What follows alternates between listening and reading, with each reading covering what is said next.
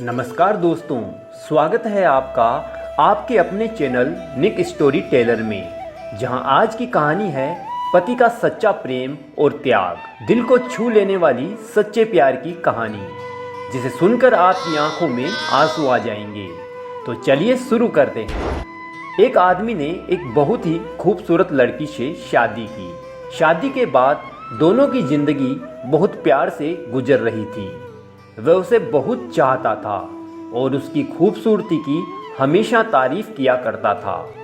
लेकिन कुछ महीनों के बाद लड़की चर्म रोग से ग्रसित हो गई और धीरे धीरे उसकी खूबसूरती खत्म हो गई। खुद को इस तरह देख उसके मन में डर समाने लगा कि यदि वह बदसूरत हो गई तो उसका पति उससे नफरत करने लगेगा और वह उसकी नफरत बर्दाश्त नहीं कर पाएगी। इस बीच एक दिन पति को किसी काम से शहर से बाहर जाना पड़ा। काम खत्म कर जब वह घर वापस लौट रहा था, उसका एक्सीडेंट हो गया। एक्सीडेंट में उसने अपनी दोनों आंखें खो दी, लेकिन इसके बावजूद भी उन दोनों की जिंदगी सामान्य तरीके से आगे बढ़ती रही। समय गुजरता रहा और अपने चर्म रोग के कारण लड़की ने अपनी खूबसूरती पूरी तरह गंवा दी।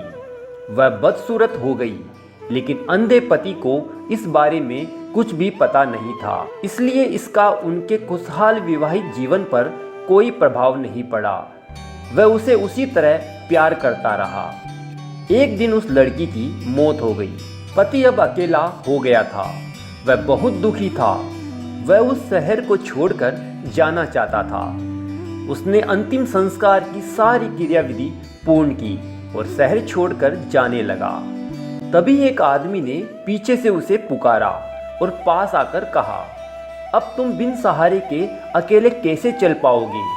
इतने साल तो तुम्हारी पत्नी तुम्हारी मदद किया करती थी।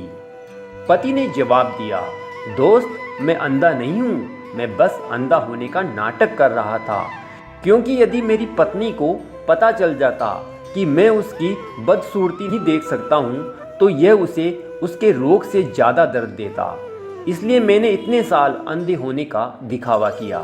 वह बहुत अच्छी पत्नी थी, मैं बस उसे खुश रखना चाहता था। दोस्तों, कहानी से हमें सीख मिलती है कि खुश रहने के लिए हमें भी एक दूसरे की कमियों के प्रति आंखें बंद कर लेनी चाहिए और उन कमियों को नज़रअंदाज कर देना चाहिए, क्योंकि कमियां सब में होती है।